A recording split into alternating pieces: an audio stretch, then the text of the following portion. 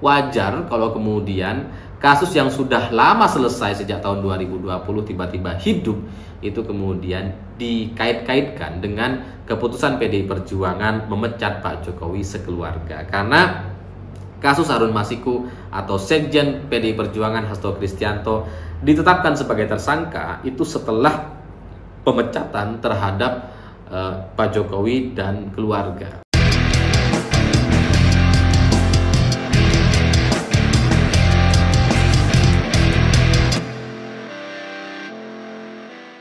Selamat malam semuanya. Setelah Sekjen PDI Perjuangan atau Hasto Kristianto ditetapkan sebagai tersangka oleh KPK, hari ini pihak KPK kemudian berbicara soal peluang untuk memanggil Ibu Megawati sebagai Ketua Umum PDI Perjuangan. Alasan KPK ya bisa saja dalam rangka pemenuhan unsur perkara ya, karena memang surat yang keluar dari partai itu kan selalu ada tanda tangan Ketua Umum dan Sekjen biasanya gitu ya. Jadi kalau KPK mau memanggil Ibu Megawati ya bisa saja gitu. Cuma ini kemudian menjadi sangat-sangat rumit sekali. Nampak terlalu jauh sekali politisasinya gitu, karena sebenarnya kasus yang melibatkan Harun Masiku dengan anggota komisioner KPU ini kan kasus yang sederhana sekali gitu. Ini suap yang dilakukan oleh Harun Masiku kepada anggota komisioner KPU. Alasan atau motif dari Harun Masiku memberikan suap kepada komisioner KPU ya dalam rangka supaya dia dimudahkan jalannya, supaya dia menjadi anggota DPR RI untuk menggantikan Nazarudin yang meninggal dunia. Karena sebenarnya Harun Masiku sudah mendapatkan fatwa dari Mahkamah Agung gitu ya, tapi kemudian tidak kunjung diputuskan sebagai pengganti dari Nazarudin. Makanya kemudian Harun Masiku ini nyuap komisioner KPU dengan harapan ya bisa dipercepat lah. Ini kan praktek yang dilakukan oleh banyak orang gitu. Kalau kita mau bikin sertifikat tanah gitu ya, kalau kita mau lewat jalur yang resmi, jalur yang ya tidak ada pelicinnya gitu ya, itu lama tuh bikinnya biasanya gitu ya. Pengalaman saya seperti itu, dan saya juga ngerti soal pelicin-pelicin ini kan lumrah di Indonesia. Nah, cuman karena Harun Masiku ini calon anggota DPR RI yang dia ingin menggantikan Nazarudin yang meninggal dunia, meskipun sudah berbekal fatwa dari Mahkamah Agung, dia tetap merasa ingin memberikan pelicin kepada komisioner KPU supaya dimudahkan, supaya cepat selesai permasalahannya. Ya dia bayarlah. Ya sebagian orang berpikir ya bisa saja Harun Masiku ini kemudian diperas oleh komisioner KPU gitu ya untuk dimintain uang dan sebagainya. Ya tapi katakanlah ini suap antara Harun Masiku dengan komisioner KPU. Tapi kasus yang begitu sederhana ini kemudian jadi terlalu jauh dan merembet kemana-mana sampai melibatkan Sekjen PDI Perjuangan Hasto Kristianto. Ya sebenarnya ini dikait-kaitkan saja gitu. Pak Hasto kemudian jadi tersangka. Wah ini sudah nggak masuk akal gitu. Bahwa kemudian ada tuduhan katanya Pak Hasto ini memberikan uang atau ikut menyumbang uang kepada Harun Masiku untuk diberikan kepada komisioner KPU. Ya mana bisa gitu, mana masuk akal. Yang pengen menjadi anggota DPR RI kan Harun Masiku. Dia yang pengen jadi anggota DPR RI. Nggak ada kepentingannya sama sekali dengan Pak Hasto. Pak Hasto itu sekjen partai, sekjen PDI Perjuangan. Ngapain ngurusin satu kader, satu calon legislatif? Ngapain itu? Lalu sebagai sekjen partai itu dia membawahi ratusan anggota DPR dan DPRD di seluruh provinsi dan kota kabupaten gitu. Ngapain dia harus berfokus kepada satu orang Harun Masiku sampai katanya menyumbang uang 600 juta untuk diberikan kepada komisioner KPU? Ini kan nggak masuk akal gitu. Kalau misalkan Harun Masiku ngasih uang kepada komisioner KPU itu wajar, bukan wajar, masuk akal gitu ya. Itu uang pelicin yang memang juga dilakukan oleh banyak orang lah gitu ya. Terbukti seperti yang tadi saya sampaikan bahwa yang kita ngurus apapun lah di negara kita ini kan ya banyak yang kadang-kadang perlu diberikan pelicin supaya cepat, supaya nggak nunggu lama-lama gitu. Dan bagi seorang Harun Masiku yang pengen jadi anggota DPR RI, rasanya dia juga nggak keberatan untuk bayar tuh. Kenapa? Ya karena ya dia untuk kampanye saja dia pasti juga sudah habis banyak gitu ya. Apalagi ini sudah hampir pasti jadi, sudah ada putusan dari Mahkamah Agung, tinggal bayar sedikit lagi kepada komisioner KPU untuk menjadi anggota DPR RI. Ya dia akan bayar. Dia akan bayar gitu. Siapapun lah, apalagi cuma 600 juta gitu. Gak usah Harun Masiku, saya gitu ya, meskipun saya nggak punya uang, kalau kemudian mau disuruh jadi anggota DPR PAW gitu ya, terus disuruh bayar 600 juta, saya bayar itu. Saya ngambil cicilan lah dibayar. Karena secara hitung-hitungan tuh masuk akal gitu. Bisa aja gitu. Jadi ya pasti Harun Masiku akan bayar sendiri gitu. Bukan kemudian atas dorongan atau bantuan dari Pak Hasto sebagai sekjen partai. Dan nggak logis juga kalau kemudian Harun Masiku ini minta bantuan kepada Pak Hasto katanya gitu ya, uangnya dari Pak Hasto, itu nggak masuk akal gitu. Saya berkaca kepada diri sendiri deh gitu. Atau kalian coba bayangkan, kalian bisa menjadi anggota DPR RI gitu ya, tinggal diputuskan oleh KPU, terus kemudian dari pihak KPU itu kayak mempersulit gitu ya, kayaknya butuh pelicin, kan kalian pasti bayar. Mungkin nggak kalian kemudian minta bantuan kepada sekjen partai? Terlalu jauh rasanya. Ada banyak yang kalian bisa minta tolong gitu, kepada bank minimal, kepada keluarga. Ngapain ke sekjen partai?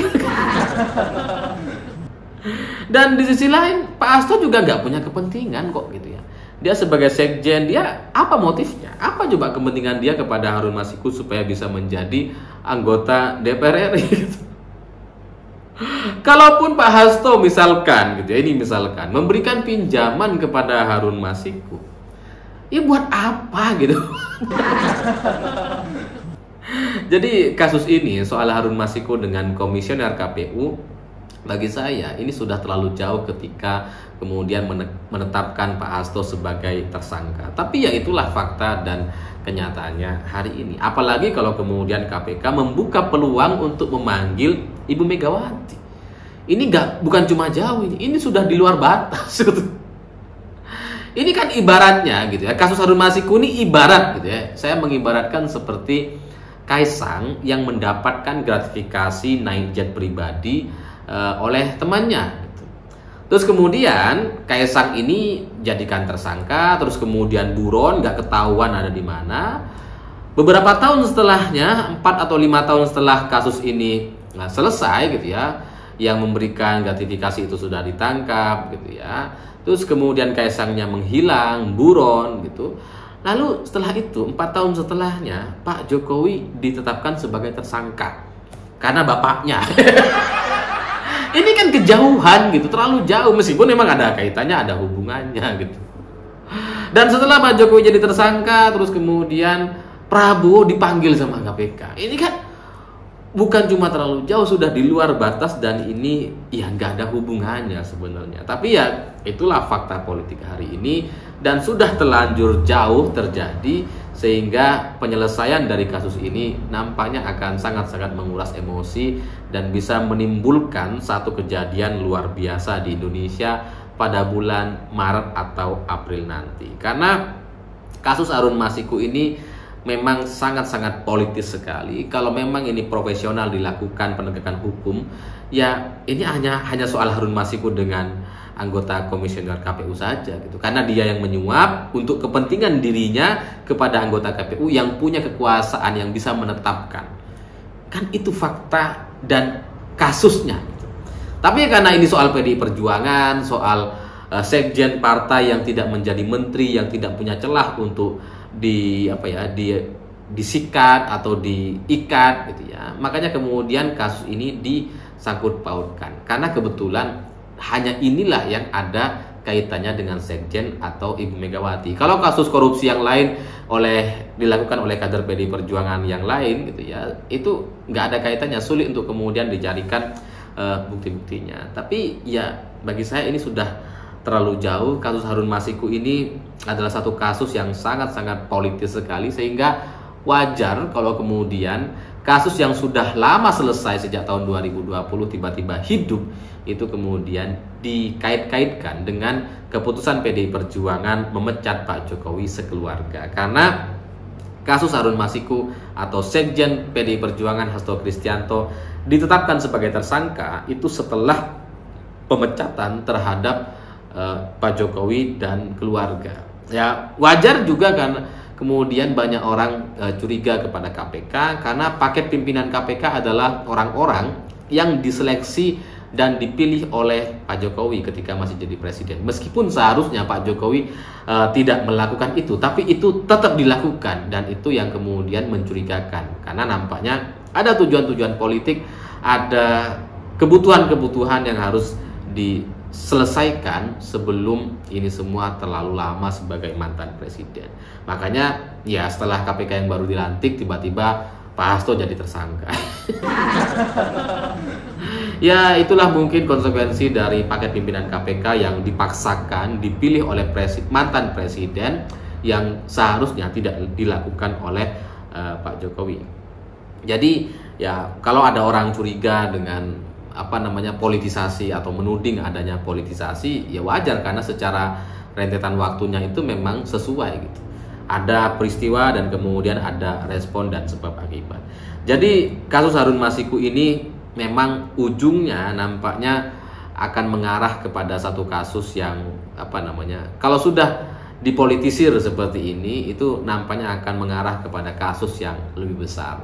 Ya kita nggak tahu apa yang akan terjadi, tapi seperti yang pernah saya bilang sebelumnya, ini bisa saja dimanfaatkan oleh Presiden Prabowo untuk menunjuk paket pimpinan yang baru. Karena paket pimpinan KPK hari ini itu adalah paket pimpinan yang ditunjuk oleh Pak Jokowi, yang seharusnya tidak dilakukan oleh Pak Jokowi. Sehingga ya kalau Presiden Prabowo mau memanfaatkan, ini bisa dibongkar, bisa dibuka terkait apa yang tidak sesuai dengan proses dan prosedurnya, dan nanti ya bisa kemudian dilakukan pergantian pimpinan KPK, dan Presiden Prabowo akhirnya nanti bisa menetapkan paket pimpinan KPK yang baru.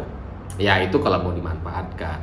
Kalau tidak dimanfaatkan, kalau tetap dipertahankan seperti ini, ya jangan heran kalau kemudian kasus-kasus yang ditangani oleh KPK itu lebih condong kepada kekuatan yang sudah dibangun oleh Pak Jokowi. Jadi ya seperti misalkan saya nggak boleh sebut ya. Ya tapi ya kalau paket pimpinan KPK tetap yang sekarang tanpa ada evaluasi dan sebagainya, ya jangan-jangan kepentingan politiknya lebih condong kepada Pak Jokowi. Jadi Pak Jokowi jadi seperti masih presiden gitu ya, yang sekarang punya pimpinan KPK karena beliau yang menunjuk gitu ya. Terus kemudian punya Kapolri yang masa pensiunnya masih sangat lama, masih sampai tahun 2030-an gitu ya, yang ya bisa bertahan tetap sebagai Kapolri terlama dalam sepanjang sejarah di Indonesia. Jadinya Pak Jokowi itu ya masih punya kekuatan, masih punya orang, yaitu Kapolri dan paket pimpinan KPK. Nah, respon Prabowo seperti apa? Apakah ini mau dipertahankan, tetap berada di bawah tekanan, atau bebas merdeka menjadi presiden yang seutuhnya? Yaitu pilihan Presiden Prabowo itu sendiri. Saya pikir itu. Terima kasih sudah menonton. Begitulah kura-kura.